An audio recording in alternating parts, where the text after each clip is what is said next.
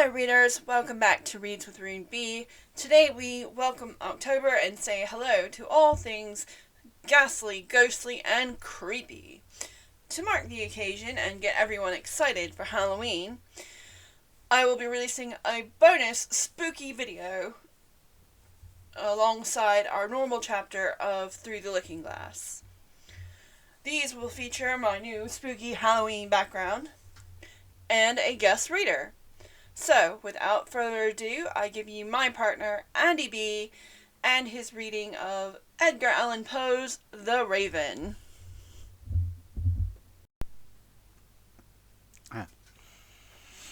Hello readers, are you sitting comfortably? Then I'll begin. Once upon a midnight dreary, while I pondered, weak and weary, over many a quaint and curious volume of forgotten lore. As I nodded, nearly napping, suddenly there came a tapping, as of someone gently rapping at my chamber door. "'Tis some visitor," I muttered, tapping at my chamber door. Only this, and nothing more. Distinctly I remember. It was in the bleak December, and each separate dying ember wrought its ghost upon the floor. Eagerly I wished the morrow. Vainly I had sought to borrow from my books a cease of sorrow for the lost Lenore, for the rare and radiant maiden whom the angels named Lenore, nameless here forevermore. And the silken, sad, uncertain rustling of each purple curtain thrilled me, filled me with fantastic terrors never felt before. So that now, to still the beating of my heart, I stood repeating, "'Tis some visitor entreating entrance at my chamber door. Some late visitor entreating entrance at my chamber door. This it is, and nothing more." Presently my soul grew stronger, hesitating then no longer. "Sir," I called, "or madam, truly your forgiveness I implore. But the fact is I was napping, and so gently you came rapping, and so faintly you came tapping at my chamber door, that I scarce was sure I heard you. Here I opened wide the door. Darkness there, and nothing more." Deep into that darkness peering, long I stood there, wondering, fearing, doubting, dreaming dreams no mortal ever dared to dream before.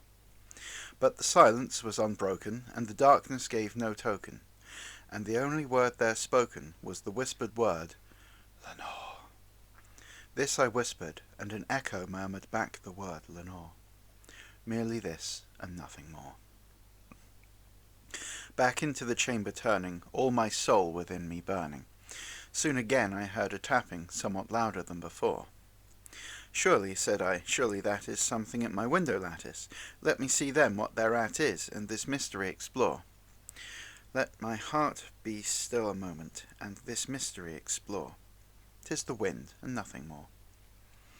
Open here I flung the shutter, when with many a flit and flutter, in there stepped a stately raven of the saintly days of yore.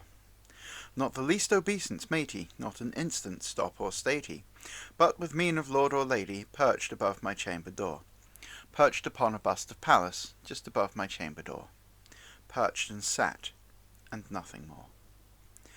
Then this ebony bird beguiling my sad fancy into smiling, by the grave and stern decorum of the countenance it wore. "Though thy crest be shorn and shaven, thou," I said, "art sure no craven, ghastly, grim, and ancient raven, wandering from the nightly shore. Tell me what thy lordly name is on the night's Plutonian shore." Quoth the raven, "Nevermore."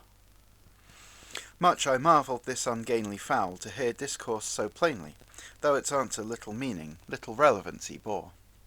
For we cannot help agreeing that no living human being ever yet was blessed with seeing bird above his chamber door, bird or beast upon the sculptured bust above his chamber door, with such a name as Nevermore.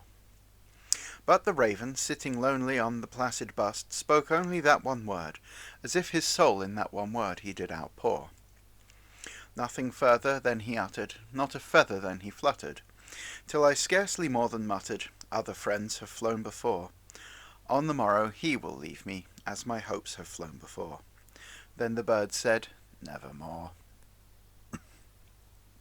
Startled at the stillness broken by reply so aptly spoken, "Doubtless," said I, "what it utters is its only stock and store, caught from some unhappy master, whom unmerciful disaster followed fast and followed faster, till his songs one burden bore. till the dirges of his hope one melancholy burden bore, of never, never more. But the raven, still beguiling all my sad soul into smiling, straight I wheeled a cushioned seat in front of bird and bust and door. Then upon the velvet sinking, I betook myself to linking fancy unto fancy, thinking what this ominous bird of yore, what this grim, ungainly, ghastly, gaunt, and ominous bird of yore meant in croaking nevermore.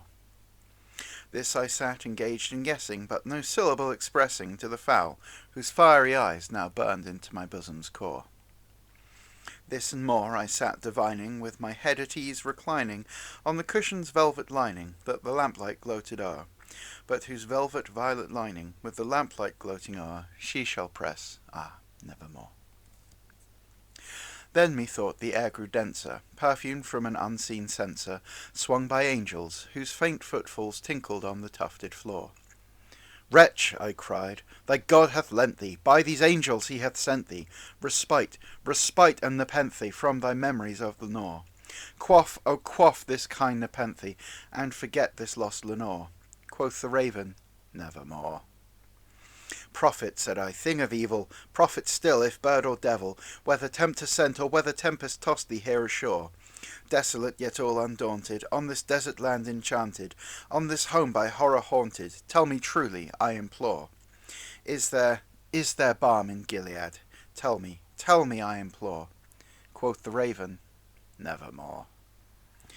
Prophet, said I, thing of evil, prophet still, if bird or devil, by that heaven that bends above us, by that God we both adore, tell this soul with sorrow laden, if within some distant Aidenn, it shall clasp a sainted maiden, whom the angels name Lenore.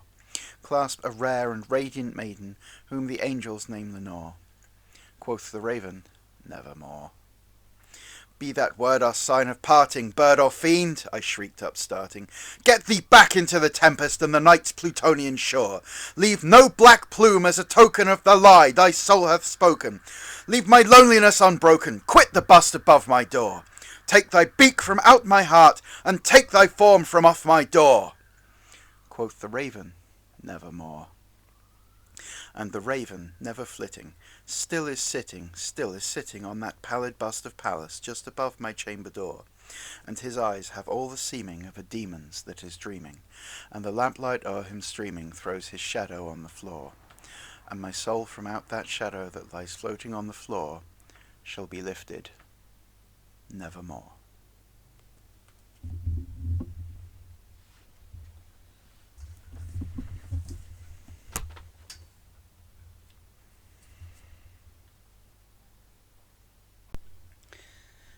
Thank you very much to my partner Andy B for that spooky reading. See you next time, readers. Stay spooky.